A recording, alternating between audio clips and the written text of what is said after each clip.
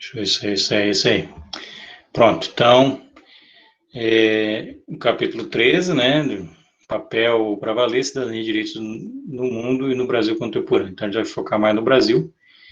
Então, se for pegar antes da independência do Brasil, que foi em 1822, a gente pode falar de uma situação de não cidadania, né? Aquelas pessoas escravizadas, né, os indígenas e todos os outros não eram cidadãos. E os grupos que vieram aqui colonizar, principalmente os portugueses, né, de 1500 em diante, até 1822, eram pessoas privilegiadas, né? Então, o que acontecia?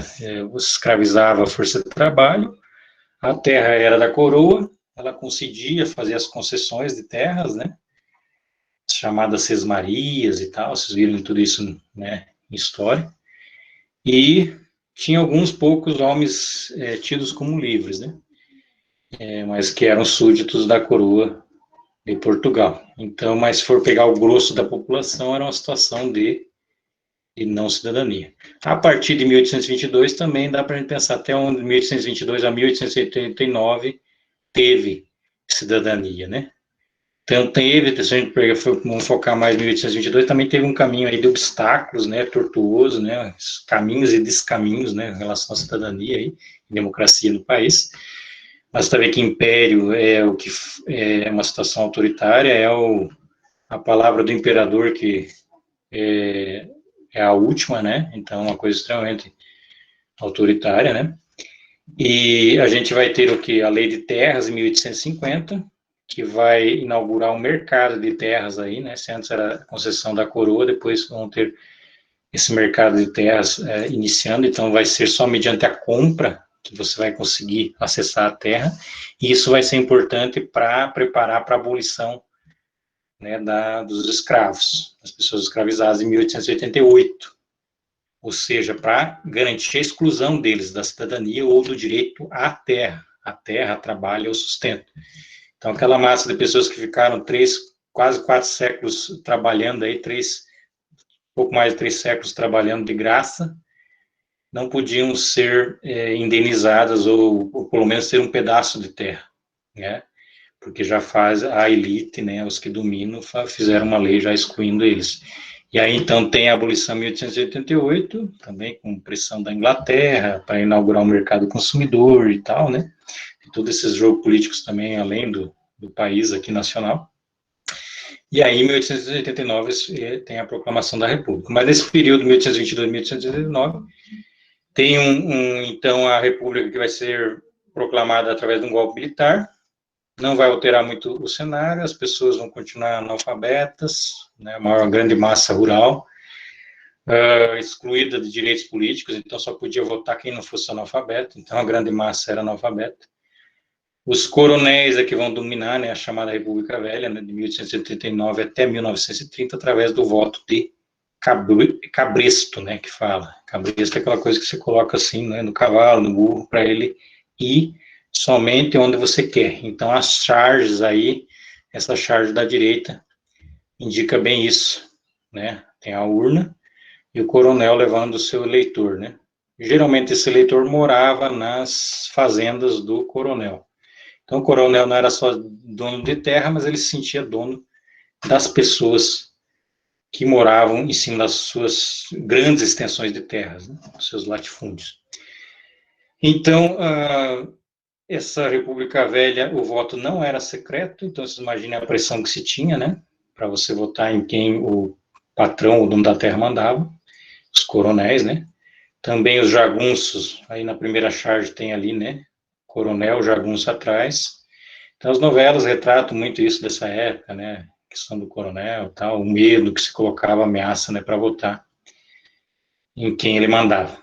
Aí agora, hoje em dia, a gente tem voto secreto, né? Então a pessoa pode até falar, votei em fulano, mas vota em quem quiser, né?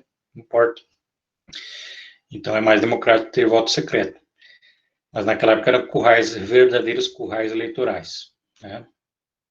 E também favoreciam o filhotismo, os coronéis, eles entravam, eles queriam dominar o espaço público, os recursos públicos, eles colocavam os empregados públicos, servidores sem concurso, eram os chamados apadrinhados, né, não era por competência, não era por mérito.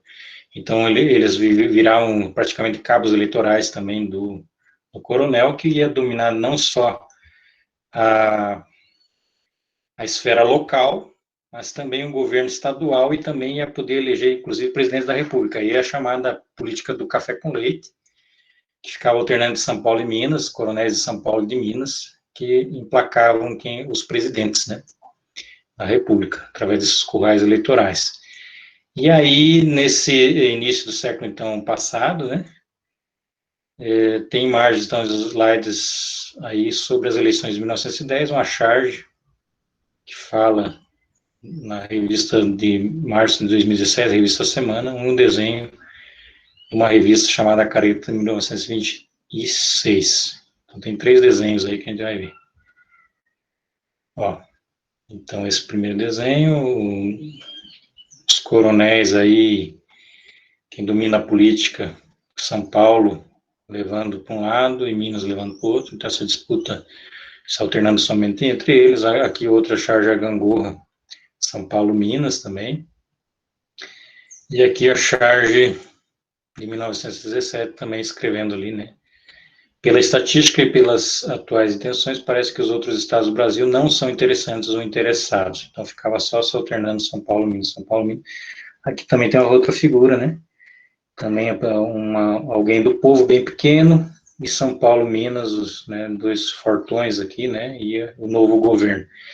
Então, seria a República, o novo governo, mas que ainda continua a concentração de poder, com poucos, né, e quem dominava era São Paulo e Minas. E esse coronelismo é uma forma autoritária também apesar de falar que era república, né, como a gente viu, era golpe militar que se inaugurou a república deveria ser a coisa pública, mas era apropriado pelos coronéis, né. Então, isso até hoje fica, essas heranças aí autoritárias da época do coronelismo, quando você vê compra de votos, quando você vê políticos prometendo certas coisas, em troca de votos, ou prometendo cargos, ou querendo fazer reforma administrativa, como a gente está vendo aí, para tentar colocar os seus, ou passar certos serviços públicos para empresários que vão bancar suas campanhas políticas, e coisa assim. Então, ou quando você quer atacar a estabilidade dos servidores públicos atualmente, como está em jogo isso, tanto na Câmara como no Poder Executivo, né?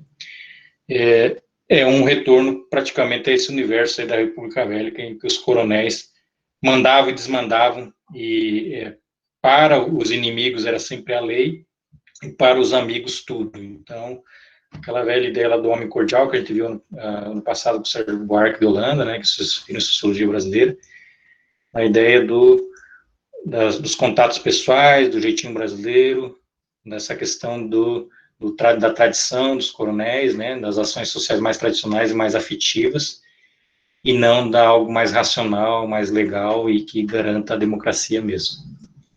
Muito bem. Então, vamos ter aqui inúmeros problemas sociais que vão ser tratados na bala, com repressão policial. Então, vai ter Canudos, Antônio Conselheiro, né, que liderou o movimento messiânico, vocês viram isso, e que vai ser duramente reprimido pelo Estado brasileiro. A revolta da vacina. Você vê que às vezes tem pessoal anti-vacina hoje em dia, mas na época de 1904 tinha a revolta da vacina para não tomar a vacina para varíola, né? A vacina anti-varíola. Mas a revolta não era por negacionismo e baboseira de terraplanista e equivalente a terraplanista, coisa e tal. Não. Era a revolta da vacina por conta da invasão da privacidade do Estado brasileiro com relação às pessoas que tomavam a vacina. Então, geralmente, os homens estavam trabalhando, eram as mulheres e as filhas deles que estavam em casa, e os caras ligados à saúde do governo, do Estado, iam lá aplicar injeção nas nádegas das mulheres. Então, isso gerou revolta por conta disto, né? Então, revolta da seriam os primeiros direitos à privacidade, né? Direito à inviolabilidade do lar, né? Seria esse o sentido. A Guerra do Contestado, que é uma luta do direito à terra, vocês conhecem bem, né, Canoinhas e região, aí tudo, Pau do Norte, sofreu, né, com essa desapropriação, né, dos poceiros, dos caboclos, devido à linha de trem aí, né, São Paulo, Rio Grande, né, e toda a discussão aí de expulsão dos poceiros, e aí que eles vão se rebelar de 1912 a 1916. As greves operárias, com os movimentos anarquistas, que a gente viu lá nos movimentos sociais, né, também foi nessa época da República Velha, tanto Rio de Janeiro como São Paulo. O fim da escravidão também, ele vai ser uma canetada lá da Princesa Isabel, escrita a lápis, como eu disse para vocês, sem reforma agrária, mas também na zona urbana e em serviços como na Marinha, vai continuar o racismo, vai continuar a chibata, os castigos físicos, e daí geralmente os marujos, os marinheiros eram pessoas pobres, de classes mais baixas e de origem étnica afrodescendentes, né?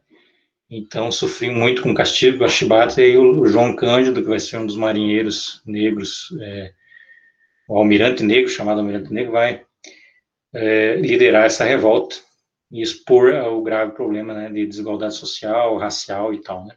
Então vai ser um dos inícios dos direitos, luta de direitos civis, também nesse novo contexto aí, brasileiro. Então tem aqui fotos da Guerra de Canudos, aqui é o Antônio Conselheiro morto, aqui as mulheres, né, e crianças presas, né, que eles só deixaram mulheres e crianças, praticamente, né, as que ficaram mais vivos, os homens todos foram mortos. Foi um massacre, né, que o Estado brasileiro fez contra a Guerra do Canudos, que era, o Antônio Conselheiro era monarquista, ele queria a volta da monarquia, mas ele tinha uma concepção de justiça, né, de mundo mais solidário, social, ligado a um reino de Deus aqui na Terra, essas coisas assim, né, nesse sentido, uma linguagem religiosa popular, tentando fazer justiça, e muita gente seguia também, não só por questão da religiosidade, mas questão de que a pobreza era muito grande, né, e isso colocava em xeque os poderes dos coronéis, né, então por isso que também teve essa repressão.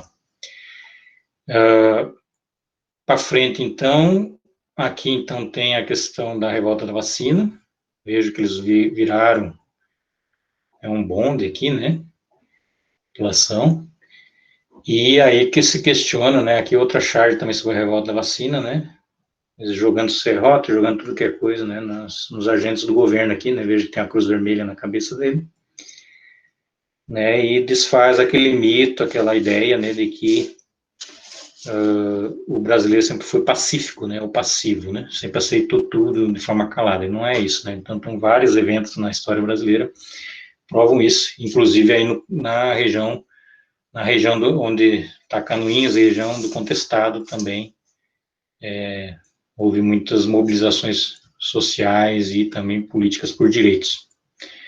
Muito bem, a revolta então da Chibata, que tem a figura, a foto, né, dos marujos, né, aqui tem uma notícia do Correio da Manhã da época, né, de 1910, e a visão aí que se tinha dos jornais, geralmente os jornais são da elite, né, a esquadra revoltada durante o dia de ontem com H ainda, ó.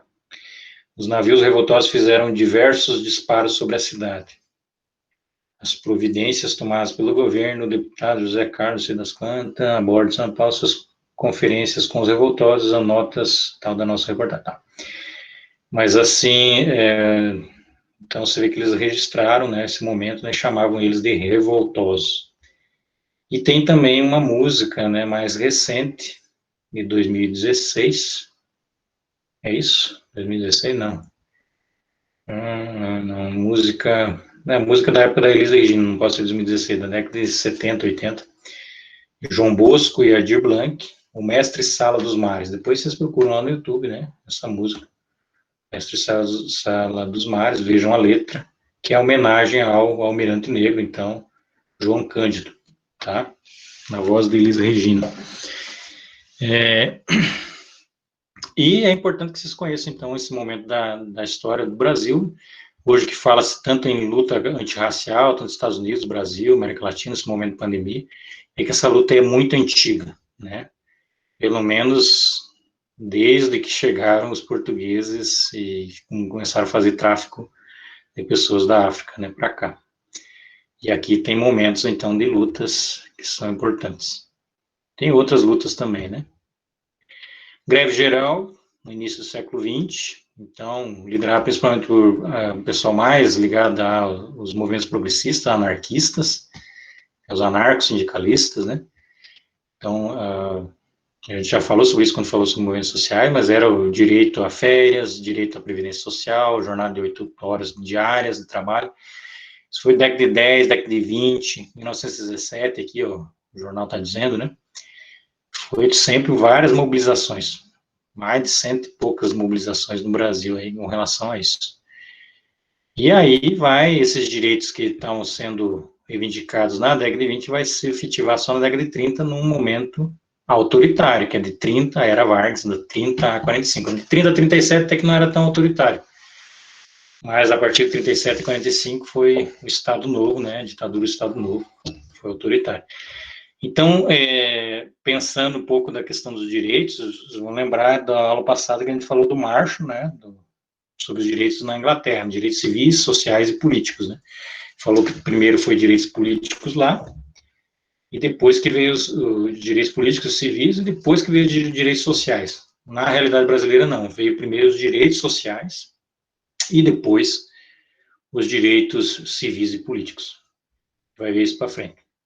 Então, teve a Revolução de 30, vocês já viram sobre isso aí, né?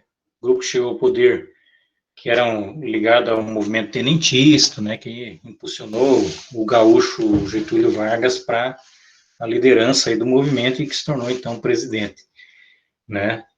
Ele queria modernizar o país através do Estado para industrializar mais ainda o país. Então, por isso essas reivindicações foram atendidas. 8 horas de trabalho, previdência.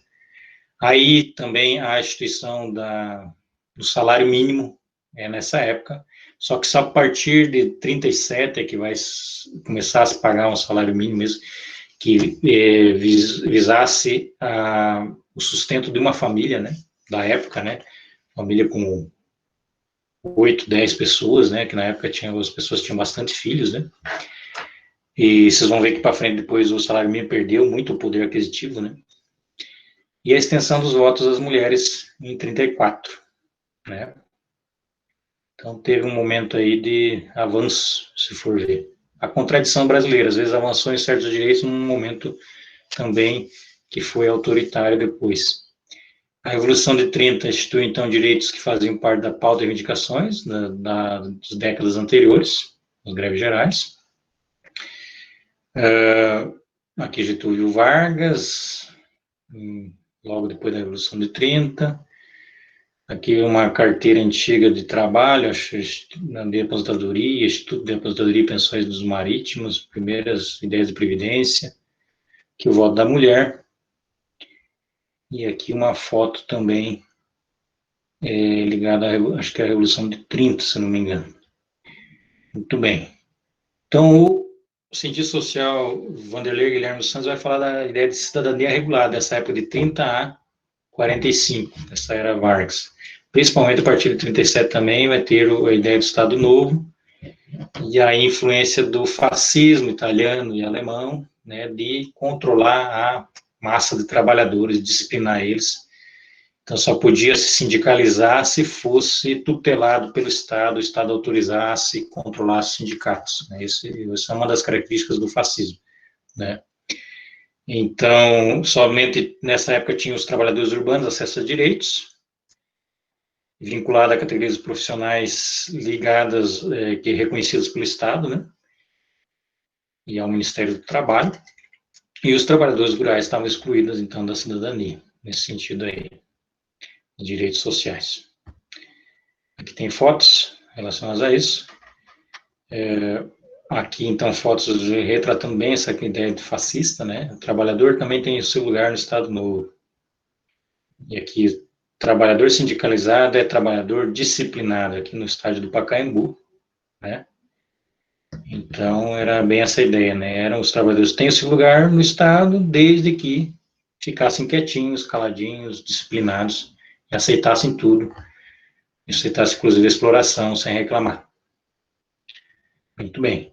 Então, portanto, então, diferente do que eu falei antes para você, né, diferente do que o Marshall falou na Inglaterra, então, no Brasil, os direitos sociais foram implementados antes, apesar que implementados numa era autoritária, na era Vargas, principalmente do Estado Novo, né? Os direitos civis continuavam precários e os direitos políticos praticamente deixaram de existir, então, durante o Estado autoritário novo, né, que é 37 a 45, tá? Teve muita perseguição, muita, né, tortura, o pessoal foi exilado, preso, né, na ditadura Vargas, né, do Estado Novo. Então, a maioria dos trabalhadores, os direitos não foram entendidos como conquistados através da luta dos trabalhadores. Então, foi vista, a elite tentou colocar como se fosse uma dádiva, uma concessão, um presente, né?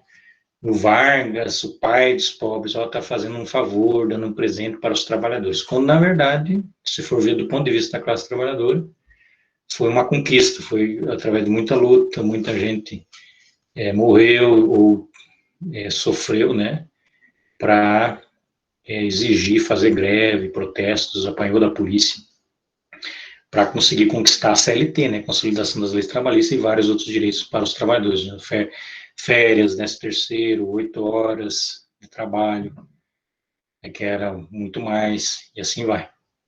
Licenças, né, ligadas à saúde e tal. Então, Getúlio Vargas fica conhecido com esse título, pai dos pobres, né? A primeira, então, foto não tem identificação de autoria, que o pessoal, bem uma característica, né, do pessoal meio ligado, né, a líder populista, que dialogou com o fascismo, né?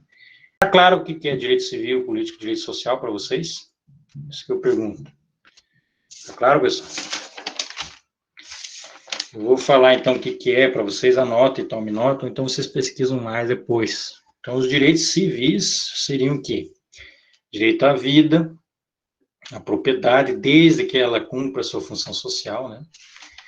Direito à individualidade, à liberdade de expressão, liberdade de imprensa, de opinião, a igualdade, pelo menos formal, perante a lei, né? Todos são iguais perante a lei, na ideia do contrato, né? Contrato civil, né? Entre os cidadãos. Que mais? A liberdade de ir e vir, de agir, de se locomover, né, no território nacional. Liberdade de se associar, proteção também contra qualquer tipo de discriminação, como a luta lá do João Cândido, que falei lá da Revolta da Chibata, né?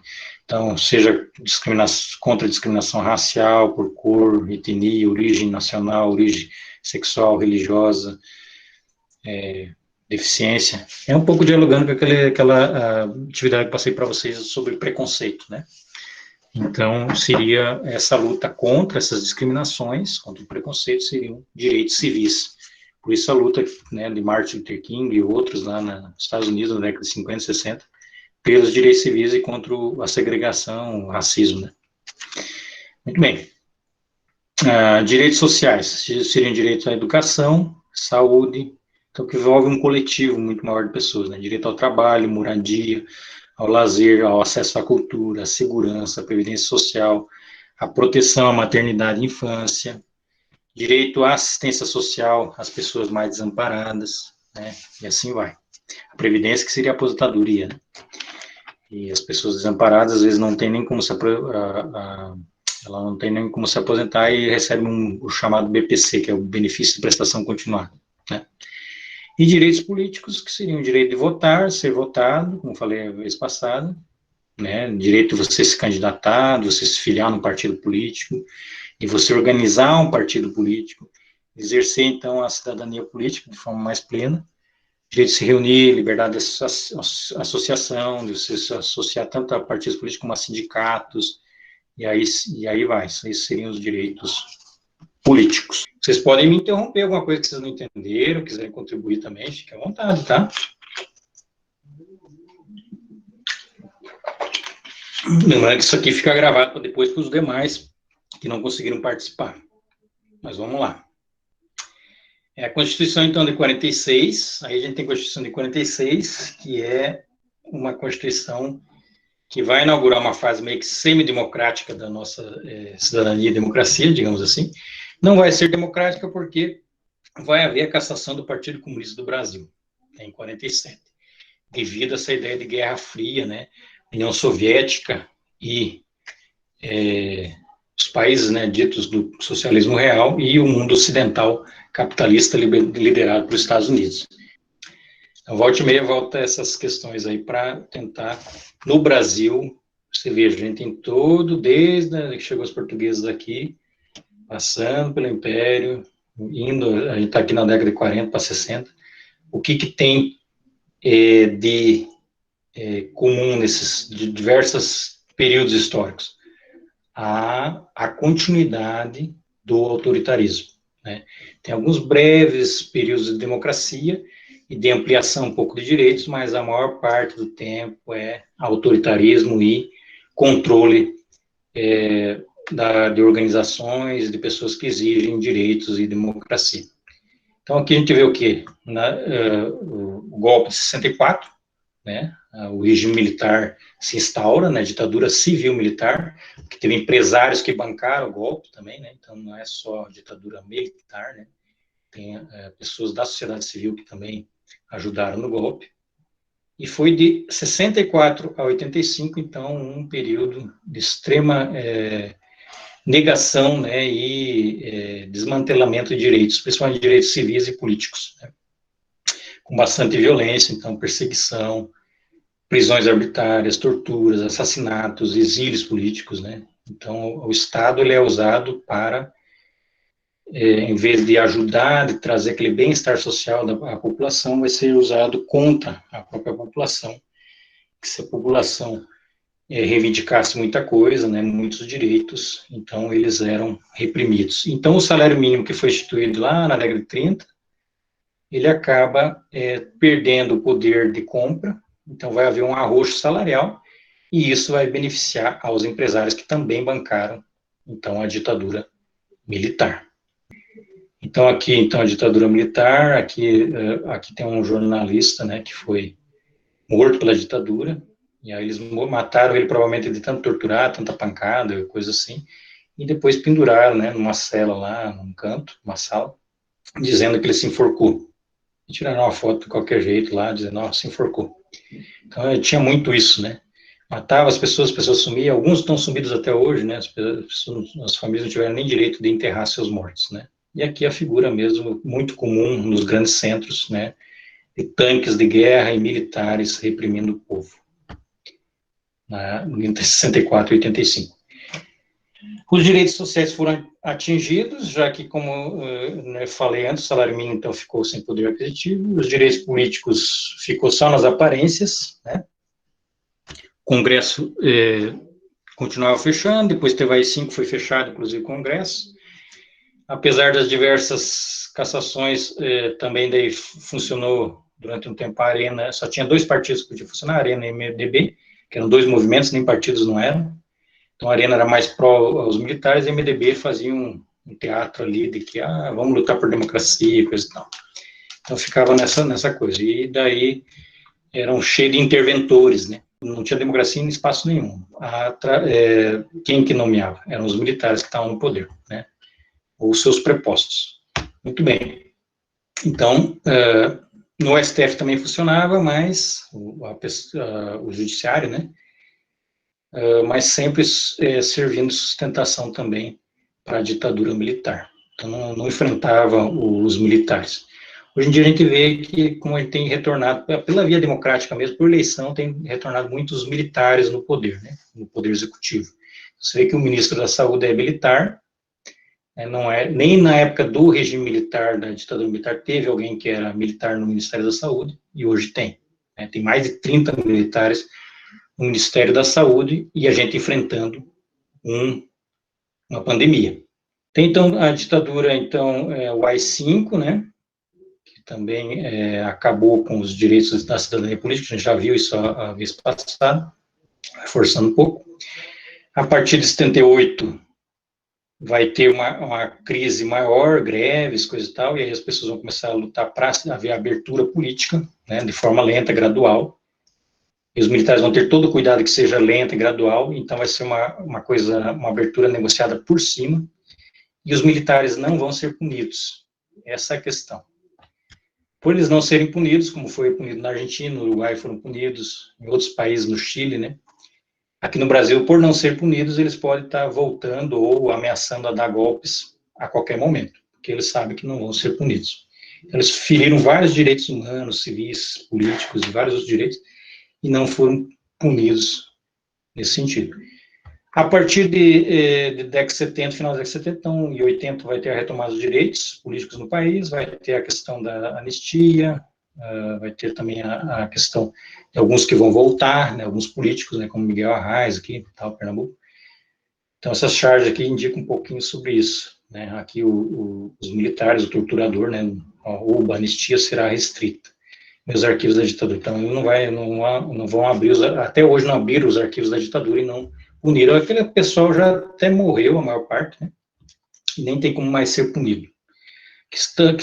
Aqui uma charge falando da censura, né? Censura nunca mais. E aqui está dizendo revisado pela censura. Então, recortou um monte de coisa. Como é que era a censura? Então, a liberdade de imprensa não existia, vários outros direitos e liberdades não existiam. 84 tem as diretas já. Aí, 88 tem a Constituição chamada Cidadã, aí vai ter vai ser ouvido vários movimentos sociais, tal, e vai ter vários direitos que os movimentos sociais vão colocar na Constituição Cidadã. 89 tem a eleição, né, então, que eu já falei do Collor, após 29 anos, vai ter uma eleição direta. E aqui, então, tem as manifestações, uma charge das manifestações, aqui da Constituinte, sendo construída, né, movimentos diretas já falei bastante aula passada sobre isso também. E a última parte, então, mais breve, né, sobre direitos hoje, né, mais atualmente. As primeiras eleições após a ditadura ocorreram, então, em 89, né, seus resultados tiveram consequências, que foi a abertura, então, da América Latina, né, e do Brasil, no caso, né, para as políticas neoliberais, né, então, o Collor vai abrir para o capital nacional, multinacional. O capital nacional vai ficar mais restrito e o capital multinacional de outras empresas que vão vir para cá vão ficar mais... a política vai ser mais em direção a isso, né, essa política de empresas de fora, tá? Seguindo o consenso de Washington.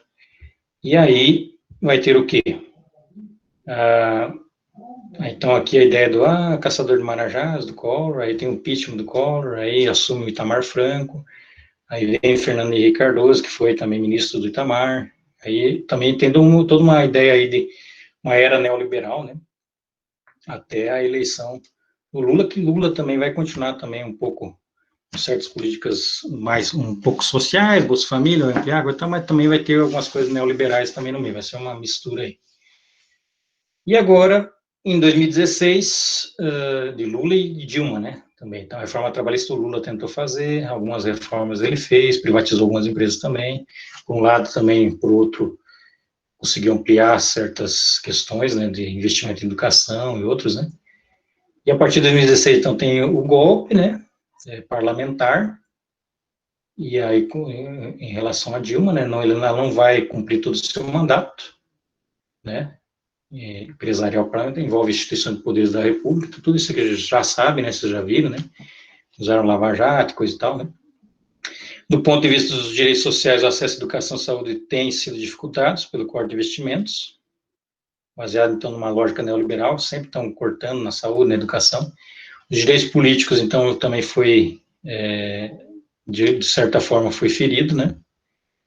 As fake news também, na eleição de 2018, foi uma coisa que também feriu, de alguma forma, apesar que o pessoal não fala muito, coisa e tal, mas influenciou no processo eleitoral, de certa forma, a gente pode questionar até onde o direito político foi garantido, né.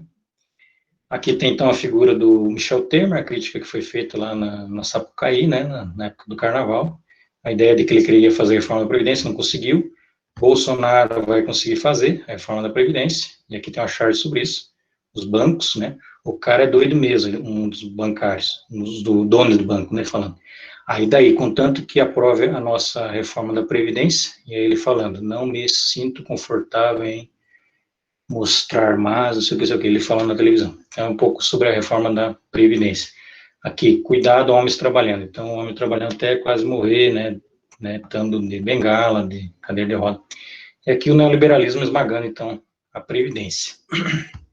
E outras charges também mais atuais, que vai nesse contexto, né, que volta o neoliberalismo com mais força, né, depois dos governos do PT, que a proposta do governo atual, apesar de não ter havido debate, é de ultra neoliberalismo, né?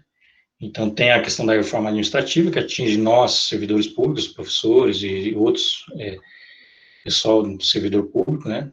Então, vamos modernizar. A ideia é sempre falar, vamos modernizar, mas na verdade vem os ataques, modernizar e aumentar a oferta de empregos. E aqui o servidor público é atingido na estabilidade, né? E voltando para a época dos coronéis, como eu falei antes, a questão da PEC 32, que é meio que dinamitar os servidores públicos, serviços públicos, que é bem isso, a reforma administrativa, que está em pauta agora.